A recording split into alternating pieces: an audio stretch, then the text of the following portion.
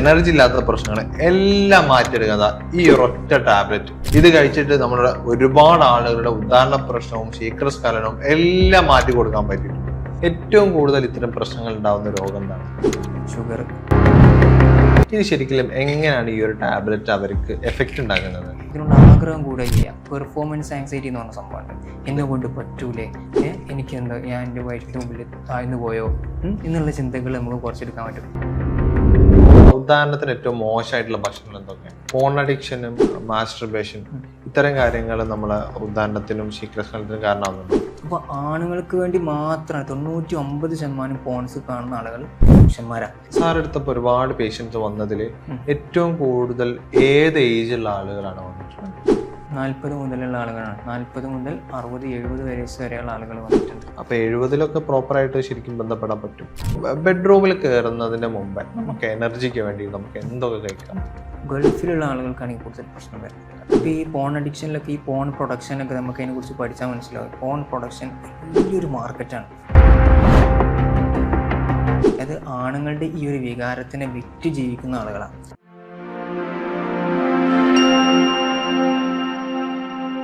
ഇതാ ഈ ഒരു ടാബ്ലറ്റ് ഒരുപാട് ആൾക്കാരെ ഉദാഹരണ പ്രശ്നവും ശീഘ്രസ്ഖലനവും ബന്ധപ്പെടുമ്പോൾ ടൈമിങ് കിട്ടാത്ത പ്രശ്നങ്ങൾ, എനർജി ഇല്ലാത്ത പ്രശ്നങ്ങൾ എല്ലാം മാറ്റിയെടുക്കുക ഈ ഒരൊറ്റ ടാബ്ലറ്റ്.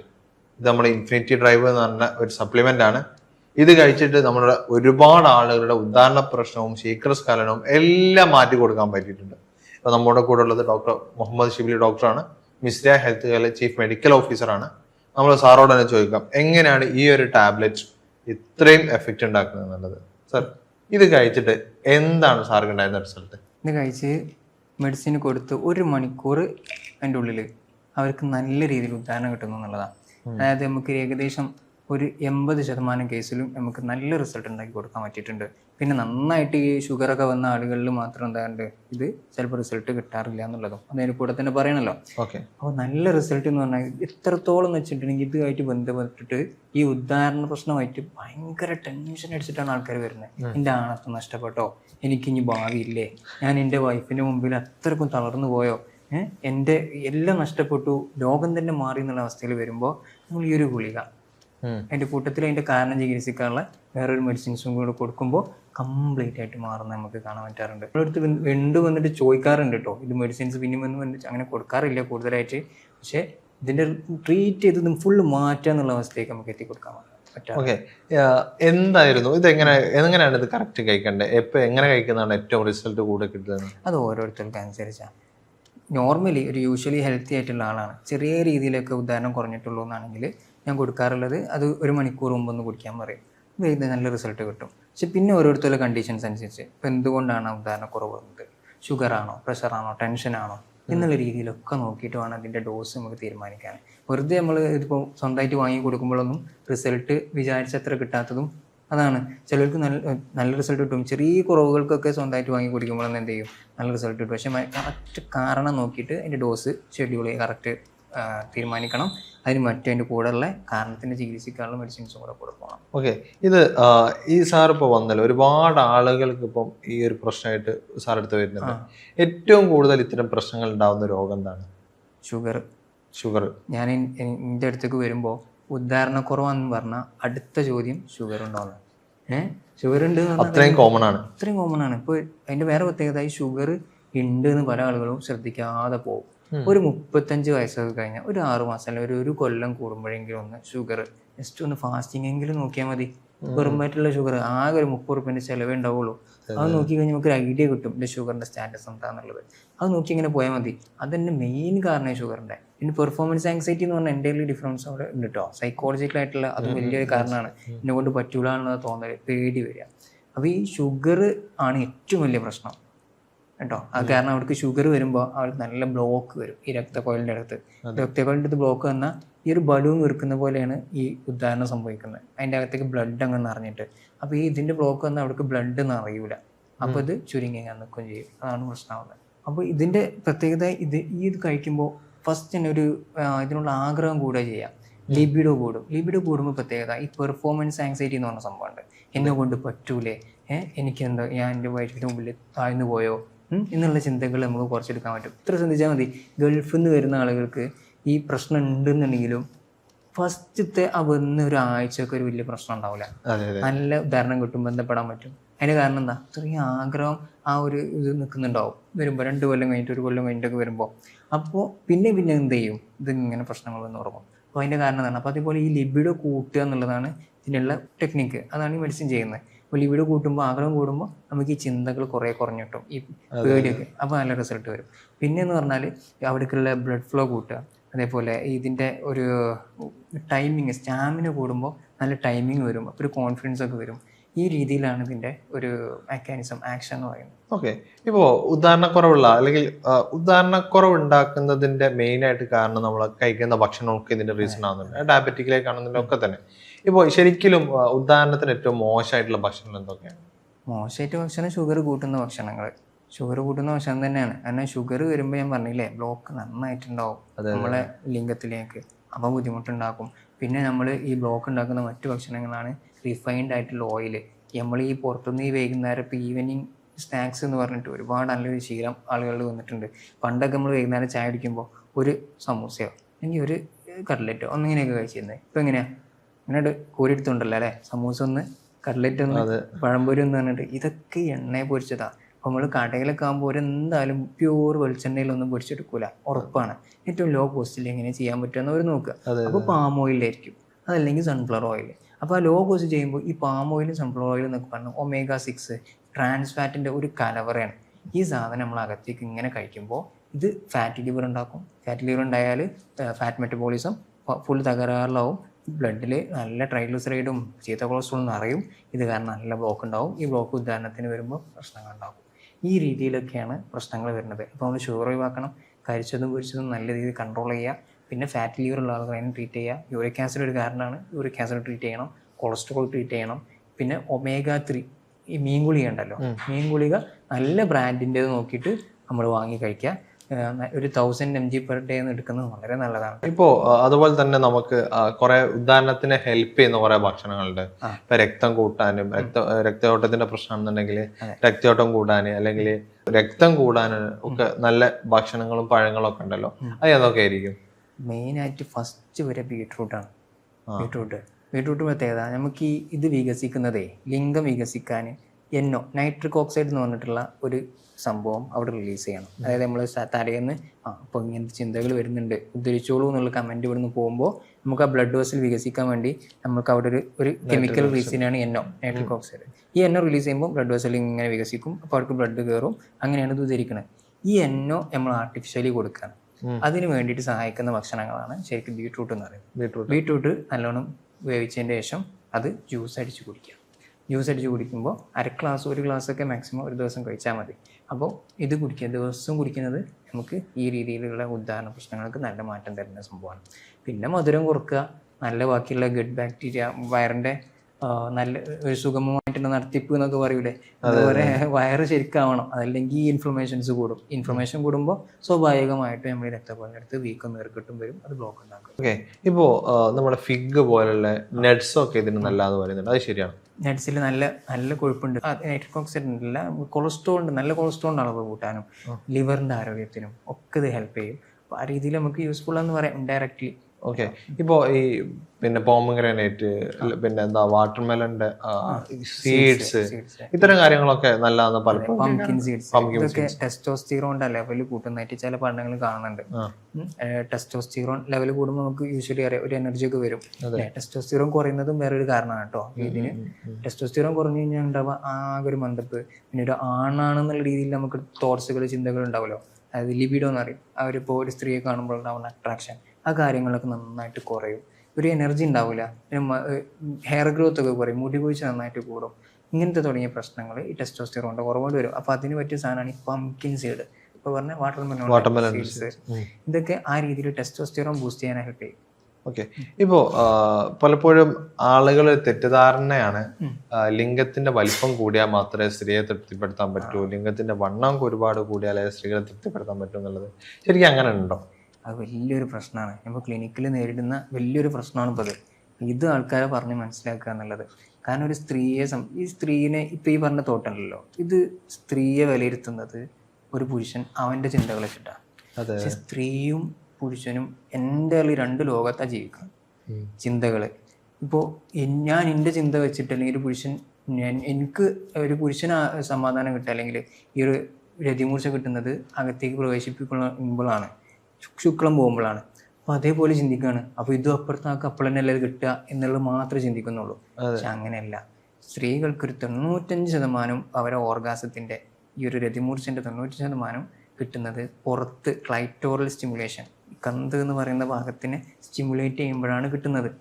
അപ്പോൾ അത് മനസ്സിലാക്കുമ്പോൾ തന്നെ മനസ്സിലാവും സ്ത്രീകൾക്ക് ഈ ഉദാഹരണത്തിന് വലിയൊരു പ്രാധാന്യം ഉണ്ടാവില്ല. പക്ഷേ അവിടെ ഈ ഉദാഹരണത്തിന് പ്രശ്നം വരുമ്പോൾ സ്ത്രീകൾക്ക് ടെൻഷൻ വരും. അവരിങ്ങനെ പറയും നിങ്ങൾക്ക് എന്താ പറ്റിയത്, എന്തെങ്കിലും പോയി നോക്കി, ഡോക്ടറെ അടുത്ത് പോയി നോക്കി, എന്തത്ര കാലം ഒരു പ്രശ്നമില്ലായിരുന്നല്ലോ, ഇപ്പോൾ ഗൾഫിൽ നിന്ന് വന്നപ്പോൾ എന്താ ബുദ്ധിമുട്ട് എന്നൊക്കെ ചോദിക്കും. അത് അവർക്ക് രതിമൂർച്ചെത്താൻ പറ്റാത്തതിനുള്ള സങ്കടമല്ല, പറ്റാത്തതുകൊണ്ടുള്ള സങ്കടമല്ല. അവർ സങ്കടം ഇത്രയും കാലം ആ സ്ത്രീയെ കാണുമ്പോൾ, വൈഫിനെ കാണുമ്പോൾ ഭർത്താവിന് ആഗ്രഹം വന്നിരുന്നു, ഈ ഉദാഹരണം ഉണ്ടായിരുന്നു, നല്ല റാത്തായിട്ട് നടന്നിരുന്ന കാര്യങ്ങൾ ചെപ്പില്ല. അതെന്തുകൊണ്ടാണ്? എൻ്റെ ഭർത്താവിനോടുള്ള താല്പര്യം കുറഞ്ഞോ, കുറച്ച് വയസ്സൊക്കെ വന്നപ്പോൾ എൻ്റെ സൗന്ദര്യം കുറഞ്ഞു പോയോ, ഇനിയിപ്പോൾ വേറെ എന്തെങ്കിലും ബന്ധങ്ങളിലോട്ട് ഭർത്താവ് പോകുന്നുണ്ടോ എന്നൊക്കെ ടെൻഷൻ വരുന്നതുകൊണ്ടാണ് അവർ ചോദിക്കുന്നത്.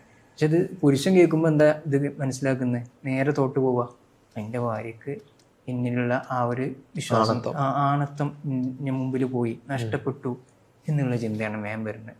അതാണ് പ്രശ്നം. അങ്ങനെയല്ല. ഇതിന് ഏറ്റവും നല്ല മരുന്ന് എന്ന് പറഞ്ഞാൽ വൈഫിൻ്റെ അടുത്ത് സംസാരിക്കുക എന്നുള്ളതാണ്. ഓപ്പണായിട്ട് കമ്മ്യൂണിക്കേറ്റ് ചെയ്യുക. എൻ്റെ അടുത്ത് വരുന്ന ഫസ്റ്റ് ഇതാണ് പറഞ്ഞു കൊടുക്കല. എന്നാൽ തന്നെ പകുതി പ്രശ്നം തീരാറുണ്ട്. ഇതൊരു എന്തോ ഒരു കനം 10 കിൻഡൽ തലയിൽ കഴിച്ച് നടക്കുകയാണ്. എൻ്റെ വൈഫിൻ്റെ മുമ്പിൽ എനിക്കൊന്നും വൈഫിനെ ചെയ്ത് കൊടുക്കാൻ പറ്റുന്നില്ല, വൈഫിനൊക്കെ പറ്റ വെറുത്തിട്ടുണ്ട്, വൈഫിനോട് മിണ്ടുന്നില്ല, വൈഫിൻ്റെ ദേഷ്യം ഇതാണെന്നൊക്കെയാണ് പറഞ്ഞിട്ട് ആൾക്കാർ വരിക. അപ്പോൾ ഇതിൻ്റെ സൊല്യൂഷൻ ഇതാണ്, വൈഫിനോട് സംസാരിക്കുക. എനിക്ക് എന്നെ പ്രഷർ, ഞാൻ ഡോക്ടറെ കാണിച്ചു, ഡോക്ടർ പറഞ്ഞ ഷുഗർ കൊണ്ടാണ് ഇത് വന്നത്, എനിക്ക് ടെൻഷൻ ഉള്ളതുകൊണ്ടാണ്, ഇപ്പോൾ കുറേ കടങ്ങളൊക്കെ ഇല്ലേ, ആ ടെൻഷനെ കൊണ്ടാണ് എനിക്ക് വന്നത്, അല്ലാതെ വേറെ പ്രശ്നങ്ങളില്ല, എനിക്ക് ഇപ്പോഴും തന്നെ ഇതേപോലെ പണ്ടത്തെ അതേപോലെ തന്നെയാണ് ഞാൻ കാണുന്നത് എന്നുള്ള രീതിയിൽ സംസാരിച്ച് കഴിഞ്ഞാൽ ഈ പ്രശ്നങ്ങളൊക്കെ സോൾവ് ആവും. ഈ പുരുഷനും സോൾവ് ആവും, അപ്പുറത്തുള്ള ആൾക്ക് വലിയൊരു സമാധാനമായിരിക്കും. ഓക്കെ. ഇപ്പോൾ അതുപോലെ ആളുകൾക്ക് തെറ്റാണോ ശരിയാണോ എന്നറിയില്ല, അതുകൊണ്ടാണ് ഞാൻ ചോദിക്കുന്നത്. പോൺ അഡിക്ഷനും അതുപോലെ തന്നെ മാസ്റ്റർബേഷൻ, ഇത്തരം കാര്യങ്ങൾ നമ്മളെ ഉദാഹരണത്തിനും ശീഘ്രസ്ഖലനത്തിനും കാരണമാകുന്നുണ്ടോ? അത് മാനസികമായിട്ട് നല്ല ബാധിക്കും. ഈ പോൺ അഡിക്ഷനും ഈ മാസ്റ്റർബേഷനും സിവിയറായിട്ട്, ഇപ്പോൾ ഒരു ദിവസം 10 പ്രാവശ്യമൊക്കെ ചെയ്യുന്ന ആളുകളുണ്ടാവും. അവർക്ക് എന്തായാലും അതൊരു നോർമൽ അല്ലല്ലോ. ആ നോർമലിന് അധികം ആകുമ്പോൾ അത് ഭയങ്കരമായിട്ട് എഫക്റ്റ് ചെയ്യും, അതിൻ്റെ ഒരു അനാട്ടമിനെ തന്നെ ബാധിക്കും അവർക്കുള്ള. പക്ഷേ ഈ പോൺ അഡിക്ഷൻ ഭയങ്കര പ്രശ്നമാണതും ഈ ഉദാഹരണ പ്രശ്നങ്ങൾക്ക് ഉണ്ടാക്കുന്നതും അത് മാനസികമായിട്ടാണ്. ഇപ്പോൾ ഈ പോൺ അഡിക്ഷനിലൊക്കെ ഈ പോൺ പ്രൊഡക്ഷനൊക്കെ നമുക്ക് അതിനെക്കുറിച്ച് പഠിച്ചാൽ മനസ്സിലാവും. പോൺ പ്രൊഡക്ഷൻ വലിയൊരു മാർക്കറ്റാണ്. അതായത് ആണുങ്ങളുടെ ഈ ഒരു വികാരത്തിനെ വിറ്റ് ജീവിക്കുന്ന ആളുകളാണ്. അപ്പോൾ ആണുങ്ങൾക്ക് വേണ്ടി മാത്രമാണ് 99% പോൺസ് കാണുന്ന ആളുകൾ പുരുഷന്മാരാണ്. അപ്പോൾ ഈ പോണ് കാണുമ്പോൾ പ്രശ്നം ഇവരുടെ ആ ഒരു ഇതുണ്ടാവുമല്ലോ, എക്സ്പെക്റ്റേഷൻ അത് ഹൈ ലെവലിലായിരിക്കും. കാരണം ഒരു ആണിന് എങ്ങനെയാണോ ചിന്ത പോകുന്നത് ആ രീതിയിൽ മാനുഫാക്ചർ എടുത്തതായിരിക്കും എല്ലാ വീഡിയോസ് ഉണ്ടാവുക. അപ്പോൾ ആ രീതിയിൽ എടുക്കുമ്പോൾ പുരുഷൻ ഇപ്പോൾ പെണ്ണ് കെട്ടാത്ത ആളുകൾ വിചാരിക്കുക ഓ ഇങ്ങനെയൊക്കെയാണല്ലേ സെക്സ് എന്നുള്ള എക്സ്പെക്റ്റേഷനിൽ കല്യാണം കഴിഞ്ഞതിൻ്റെ ശേഷം ഭാര്യൻ്റെ അടുത്ത് വരുമ്പോൾ ഒരു നോർമലായിട്ടുള്ള സ്ത്രീ ആയിരിക്കും. അവർക്ക് അതിൽ കാണുന്ന പോലെ ഒന്നും ചെയ്യാൻ പറ്റിക്കോണമെന്നില്ല. അപ്പോൾ ആ എക്സ്പെക്റ്റേഷൻ കാരണം തകർന്നു പോകും, ജീവിതം തകർന്നു പോകും. അതാണ് മെയിൻ ഒരു പ്രശ്നം വരുന്നത്. പിന്നെ അതിൽ കാണിക്കുന്നുണ്ടാവും മണിക്കൂറുകളോളം, ചിലപ്പോൾ 2-3 മണിക്കൂറൊക്കെ ഉദ്ധരിച്ച് നിൽക്കുന്നത്. ഇത് കാണുമ്പോൾ ഒരു മനുഷ്യൻ്റെ തലയിൽ കയറണം, ഓക്കെ എത്ര സമയമൊക്കെ കിട്ടൂലേ. ഇത് ആലോചിച്ചിട്ട് ഒരു 5 മിനിറ്റ് കിട്ടുന്ന നോർമലായിട്ടുള്ള 5 മിനിറ്റ് ടൈമിങ് കിട്ടുമ്പോൾ തന്നെ ആലോചിച്ച് എനിക്ക് ഞാനൊരാണല്ല എന്നുള്ള തോട്ടിലേക്ക് എത്തുക. അതാണ് വലിയൊരു അപകടം. ശരിക്കും എത്ര ടൈമാണ് നമുക്ക് ഒരു ഹെൽത്തി ആയിട്ടുള്ള മനുഷ്യന് കിട്ടുക? നോർമലി അതിനെക്കുറിച്ച് പറയുന്നത്, ഞാൻ എപ്പോഴാണോ ഒരു പുരുഷൻ വിചാരിക്കേണ്ടത് എനിക്ക് ജാക്കുലേഷൻ നടക്കണം, അതാണ് ശരിക്ക് അപ്പോൾ പോകണം എന്നുള്ളതാണ് നോർമൽ എന്ന് പറയുന്നത്. പക്ഷെ അങ്ങനെ 5 മിനിറ്റൊക്കെയാണ് ഒരു ആവറേജ്, 2 to 5 മിനിറ്റ്സ് ആണ് ഒരു ആവറേജ് ഒരു പുരുഷൻ്റെ ടൈമിംഗ് എന്ന് പറയുന്നത്. അതിൽ ഭയങ്കര അരമണിക്കൂർ കിട്ടുന്നവരുണ്ട്, ചിലപ്പോൾ ഒരു 2 മിനിറ്റ് കൊണ്ട് ചില സമയത്ത് പോകും. പിന്നെ മാനസികാവസ്ഥ അനുസരിച്ചാണ് കേട്ടോ. നമുക്ക് ചിലപ്പോൾ ഭയങ്കര സ്ട്രെസ്സുള്ള സമയത്ത് പെട്ടെന്ന് അതിന് എത്രയൊരു മൂഡിൽ നിൽക്കാനുള്ളൊരവസ്ഥ ഒന്നും ഉണ്ടാവില്ല. അപ്പോൾ ആ ഒരു സമയത്ത് പെട്ടെന്ന് ശുക്രം പുറത്തേക്ക് പോകുന്ന അവസ്ഥയൊക്കെ ഉണ്ടാവും. കൂടുതൽ സ്റ്റിമുലസ് ആവുന്ന സമയത്തും പെട്ടെന്ന് അതെ പെട്ടെന്ന് പോയി പോവാം. പക്ഷെ നോർമലി തന്നെ നമ്മൾ എപ്പോഴാണോ പുരുഷൻ വിചാരിക്കുന്നത് പോകണം എന്നുള്ളത് ആ കൺട്രോൾ വേണമെന്നാണ് ഏറ്റവും ഹൈ ലെവൽ നോർമൽ നമ്മൾ പറയുക. ആ കൺട്രോൾ ഇപ്പോൾ പോകണ്ട എന്നുള്ളതാണെങ്കിൽ ഓക്കെ, എനിക്ക് കുറച്ചും കൂടി ടൈം കിട്ടണം എന്ന് ആലോചിക്കുമ്പോൾ കിട്ടണം എന്നുള്ളതാണ് നോർമൽ പറയാം. പക്ഷെ ഇതൊന്നും നമ്മൾ ഈ തമ്മിൽ സംസാരിക്കുമ്പോഴാണ് പ്രശ്നമാണ്. ശരിക്കും ഗൾഫിലുള്ള ആളുകൾക്കാണ് ഈ കൂടുതൽ പ്രശ്നം വരുന്നത്. ഈ റൂമിലിരിക്കുമ്പോൾ തമ്മിൽ ഷെയർ ചെയ്യും കുറേ ആളുകൾ. അപ്പോൾ ഇങ്ങനെയൊക്കെയാണ് എൻ്റെ ഇതൊരു അവസ്ഥയാണ് എന്നുള്ള ചിന്തയ്ക്ക് പോകും. പക്ഷെ ഓരോരുത്തർക്കും ഓരോ നോർമലാണ്. നിങ്ങൾ ആലോചിക്കേണ്ട ഇത്രയേ ഉള്ളൂ, ആരായിട്ട് കമ്പയർ ചെയ്യേണ്ട. നിങ്ങൾ തൃപ്തികരമാണോ, നിങ്ങളുടെ സെക്ഷൽ ലൈഫ് തൃപ്തികരമാണോ, പങ്കാളി തൃപ്തികരമാണോ, മാത്രം ആലോചിച്ചാൽ മതി. ബാക്കിയുള്ളവർക്ക് 1/2 മണിക്കൂർ കിട്ടുന്നുണ്ട്, എനിക്ക് 3/4 കിട്ടുന്നുണ്ട്, അത് എനിക്ക് കിട്ടുന്നില്ലല്ലോ, അത് വേണ്ട. നമുക്ക് റാഹത്താണോ എന്നുള്ളത് മാത്രം ആലോചിച്ചാൽ മതി. ഓക്കെ. ഇപ്പോൾ ഇത്തരം ആളുകൾക്കൊക്കെ നമുക്ക് എങ്ങനെ ഇൻഫിനിറ്റി ഡ്രൈവ് കൊണ്ട് അവർക്ക് ഹെൽപ്പ് ചെയ്യാൻ പറ്റും? ഉദാഹരണത്തിന് നമുക്ക് മെച്ചുണ്ടാക്കി കൊടുക്കാൻ പറ്റും, സ്റ്റാമിന കൂട്ടി കൊടുത്താൽ നമുക്ക് ടൈമിങ് കൂട്ടാൻ പറ്റും. പിന്നെ ടൈമിങ്ങിന് അതിലൊക്കെ നല്ല റിസൾട്ട് നമുക്ക് ചെയ്ത് കൊടുക്കാൻ പറ്റും. ഈ ടൈമിങ്ങിൻ്റെ വിഷയത്തിൽ ഞാൻ ഒരു കാര്യം വിട്ടത്, ടൈമിങ് നമുക്ക് കീഗൽ എക്സസൈസ് എന്ന് പറഞ്ഞിട്ടുള്ള എക്സസൈസ് ഭയങ്കര യൂസ്ഫുൾ ആണ് കേട്ടോ. അത് ഇപ്പോൾ ടൈമിങ് പ്രശ്നം ഇല്ലാത്തവരും ഒരു 25 വയസ്സ് കഴിഞ്ഞവർ തന്നെ ഇപ്പോൾ ചെയ്തു തുടങ്ങുന്നത് നല്ലതാണ്. നമ്മളെല്ലാവരും ചെയ്യണം. ശരിക്കും പറഞ്ഞാൽ അത് നമുക്ക് ഇതിനെ കൺട്രോൾ ചെയ്യാൻ വേണ്ടി സഹായിക്കുന്ന പെൽവിക് ഫ്ലോർ മസിൽസ് ഉണ്ട്, നമ്മുടെ വൃഷ്ണങ്ങളുടെയും അതുപോലെ മലദ്വാരത്തിൻ്റെ അവിടെയുള്ള ആ ഒരു മസിലിനെ ടൈറ്റ് ആക്കുക, സ്ട്രോങ് ആക്കുക എന്നുള്ളതാണ്. അപ്പോൾ ഈ മസിലാണ് സ്ട്രോങ് ആക്കണമെങ്കിൽ നമ്മൾ ഡംബിലെടുത്ത് വെക്കും. അപ്പം ഇങ്ങനെ ഇളകുമ്പോൾ ഇതിന് സ്ട്രെയിൻ കൊടുക്കുമ്പോൾ ഇത് സ്ട്രോങ് ആവും. ഇതുപോലെ ആ മസിലിനെ കണ്ടെത്തണം ആദ്യം. അതാണ് കീഗൽ എക്സസൈസ് ചെയ്യാനുള്ള ഫസ്റ്റ് വഴി. അതിനുവേണ്ടി ഇപ്പം മൂത്രമൊഴിക്കാൻ നേരെ ഇരിക്കുക, സ്ട്രെയിറ്റ് ആയി ഇരുന്നിട്ട് മൂത്രമൊഴിക്കാൻ മുട്ടുന്നുണ്ട് എന്നിങ്ങനെ സങ്കല്പിക്കുക. എന്നിട്ട് ഈ മൂത്രമൊഴിക്കാൻ മുട്ടുമ്പോൾ നമ്മൾ മൂത്രം പിടിച്ചു വെക്കാൻ വേണ്ടി ശ്രമിക്കുമല്ലോ. മൂത്രം പിടിച്ചു വെക്കാൻ വേണ്ടി ശ്രമിക്കുമ്പോൾ ഈ മലദ്വാരത്തിൻ്റെയും വൃഷ്ണത്തിൻ്റെയും ഇടയിലായിട്ട് ഒരു ഭാഗം ഇങ്ങനെ ഭയങ്കര ടൈറ്റ് ആവുന്ന ഫീൽ ചെയ്യും. ആ ടൈറ്റായി പിടിക്കുന്ന ആ മസിലാണ് നമ്മൾ പറഞ്ഞ മസിൽ. അതിനെന്ത് ചെയ്യുക, ഇടയ്ക്കിടയ്ക്ക് ഒരു 3 നേരം വെച്ച് ഒരു 20 പ്രാവശ്യം ഇങ്ങനെ ടൈറ്റാക്കി പിടിക്കുക. ഒന്ന് ടൈറ്റാക്കി പിടിക്കുന്നു, 10 വരെ എണ്ണുക, 1 2 3 വരെ, അങ്ങനെ 10 വരെ എണ്ണിയിട്ട് 10 സെക്കൻഡ് പിടിക്കുക, ലൂസാക്കുക, വീണ്ടും ടൈറ്റാക്കി പിടിക്കുക, 10 വരെ എണ്ണുക, ലൂസാക്കുക. ഇങ്ങനെ ഒരു 20 പ്രാവശ്യം ഇങ്ങനെ ടൈറ്റാക്കി പിടിക്കുന്നത് ചെയ്തിട്ട് പിന്നെ അങ്ങനെ രാവിലെ ഉച്ചയ്ക്ക് രാത്രി ഇങ്ങനെ കണ്ടിന്യൂസ് ആയി ചെയ്തുകൊണ്ടിരിക്കുക. നിസ്കരിക്കുന്ന ആളുകളാണെങ്കിൽ സുഖമാണ്, നിസ്കാരത്തിന് ശേഷം ഓരോ നിസ്കാരത്തിന് ശേഷം 10 പ്രാവശ്യം വെച്ച് ചെയ്താൽ മതി, അപ്പോൾ വിട്ടുപോകില്ല. അങ്ങനെ ചെയ്യുക. അപ്പം ഭയങ്കര യൂസ്ഫുള്ളാണ്. ഇത് സ്ട്രോങ് ആയിട്ടുണ്ടെങ്കിൽ നമുക്ക് ഭാവിയിൽ പ്രോസ്റ്റേറ്റിന് കംപ്ലൈൻറ്റ് വരുന്നത്, മൂത്രം ഒറ്റി പോകുന്ന പ്രശ്നം, ഈ ഉദാഹരണ പ്രശ്നങ്ങൾക്ക്, ശീഘ്രസ്ഖലനത്തിനൊക്കെ ഹെൽപ്പ് ചെയ്യുന്ന ഒരു എക്സസൈസാണത്. ഓക്കെ. ഇപ്പോൾ സാറ്, ഞാൻ ആദ്യം ചോദിക്കേണ്ട ചോദ്യം എന്നോട് വിട്ടുപോയതാണ്. ഇപ്പം സാർ എടുത്തപ്പോൾ ഒരുപാട് പേഷ്യൻസ് വന്നതിൽ ഏറ്റവും കൂടുതൽ ഏത് ഏജുള്ള ആളുകളാണ് വന്നിട്ടുള്ളത്? ഒരു 40 മുതൽ 40 മുതലുള്ള ആളുകളാണ്. 40 മുതൽ 60 70 വയസ്സ് വരെയുള്ള ആളുകൾ വന്നിട്ടുണ്ട്. അപ്പോൾ 70-ലൊക്കെ പ്രോപ്പറായിട്ട് ശരിക്കും ബന്ധപ്പെടാൻ പറ്റും? ഉണ്ട്. 70 എൻ്റെ അടുത്ത് ഒരാൾ വന്നിട്ടുണ്ടായിരുന്നു. 70-ലൊക്കെ നല്ല രീതിയിൽ നല്ല പെർഫോമൻസ് ഉണ്ട്. എന്തോ ചെറിയൊരു കുറവുള്ളത് കൊണ്ട് വന്നതാണ്. അപ്പോൾ ആ രീതിയിൽ വരുന്ന ആളുകളുണ്ട്, ബന്ധപ്പെടാൻ പറ്റും. പക്ഷെ അത് നമ്മൾ ഡൗൺ ആകരുത്. ഒരു 60 വയസ്സൊക്കെ കഴിയുമ്പോൾ അതിനായിട്ടുള്ള കുറവുകൾ ഉണ്ടാവും. എല്ലാവർക്കും ഒരേപോലെ അല്ല. അത് ഞാൻ ഫസ്റ്റ് പറഞ്ഞ പോയിന്റാണ് നമ്മൾ അയക്കേണ്ടത്. നമ്മൾ സംതൃപ്തരാണോ എന്ന് മാത്രം നോക്കിയാൽ മതി, ബാക്കിയുള്ളതിൻ്റെ കടപ്പറയൊക്കെ നോക്കേണ്ട ആവശ്യമില്ല. അതായത് നിങ്ങൾ കൃത്യമായിട്ട് നിങ്ങളെ കാര്യങ്ങൾ ചെയ്തു പോവാ, അതിൽ തന്നെ നല്ല റിസൾട്ട് നിങ്ങൾക്ക് എന്തുണ്ടാവും, നമുക്ക് കിട്ടും എന്നുള്ളതാണ്. പിന്നെ ഇപ്പോൾ നിങ്ങൾക്കും ഇത്തരം പ്രശ്നങ്ങൾ അനുഭവിക്കുന്നുണ്ടെങ്കിൽ നിങ്ങൾ ഡോക്ടറുടെ കൺസൾട്ടേഷൻ എടുക്കാവുന്നതാണ്. ഓൺലൈനായിട്ടും ഓഫ്ലൈനായിട്ടും കൺസൾട്ടേഷൻ അവൈലബിൾ ആണ്. ഇപ്പോൾ ഇൻഫിനിറ്റി ഡ്രൈവിനെ കുറിച്ചും കൂടുതൽ അറിയണമെന്നുണ്ടെങ്കിൽ താഴെ നമ്പറിൽ കോൺടാക്ട് ചെയ്താൽ മതി. ഇപ്പോൾ ലാസ്റ്റ് ആയിട്ട്, ഇപ്പം ബെഡ്റൂമിൽ കയറുന്നതിന് മുമ്പേ നമുക്ക് എനർജിക്ക് വേണ്ടി നമുക്ക് എന്തൊക്കെ കഴിക്കാൻ പറ്റും? കൂടുതൽ ഭക്ഷണം കഴിക്കാണ്ട് കയറുക. കൂടുതൽ ഭക്ഷണം കഴിക്കുമ്പോൾ നമുക്ക് ആ ഒരു മയക്കം വരും, അത് ഒഴിവാക്കാൻ പറ്റും. ഭക്ഷണം കഴിച്ച് ഒന്ന് റെസ്റ്റ് ഒക്കെ എടുത്തതിന് ശേഷം ഈ ഒരു പരിപാടിയിലേക്ക് പോകുന്നത് നല്ലത്. അതല്ലെങ്കിൽ വിശക്കാനും പാടില്ല, ഒരു മിതമായിട്ടുള്ള അവലോയിലായിരിക്കണം നമ്മുടെ ആ ഒരു അപ്പറ്റൈറ്റ് എന്നുള്ള രീതിയിൽ നിൽക്കുന്നത് കേട്ടോ. അതാണ് ഫസ്റ്റ് ശ്രദ്ധിക്കേണ്ടത്. കൂടുതൽ മധുരം കഴിക്കാണ്ട് പിന്നെ പോവാം. അതുപോലെ ഒന്ന് എനർജി വരാൻ വേണ്ടിയിട്ട് നമുക്ക് വേണമെങ്കിൽ ഒരു നേന്ത്രപ്പഴം കഴിക്കുന്നത് നല്ലതാണ്, അതുപോലെ ഈത്തപ്പഴം കഴിക്കുന്നത് നല്ലതാണ്. ഇതൊക്കെ കഴിച്ചതിന് ശേഷം ഈ ബെഡ്റൂമിലേക്ക് പോകുമ്പോൾ ഒരു എനർജി ഒക്കെ കിട്ടും. ഓക്കെ. അപ്പോൾ നിങ്ങൾക്ക് ഒരുപാട് സംശയങ്ങൾ, ഇതല്ലാതെ ഒരുപാട് സംശയങ്ങൾ ഇനിയും ചോദിക്കാനുണ്ടാവും. അപ്പോൾ നിങ്ങളുടെ സംശയങ്ങളൊക്കെ നിങ്ങൾക്ക് കമൻ്റായിട്ട് രേഖപ്പെടുത്താവുന്നതാണ്. അടുത്തൊരു വീഡിയോയിൽ നമുക്ക് കമൻറ്റ് ഡീറ്റെയിൽ ആയിട്ട് നിങ്ങൾക്ക് വിശദീകരിച്ച് കാര്യങ്ങൾ എക്സ്പ്ലെയിൻ ചെയ്ത് തരുന്നുണ്ട്.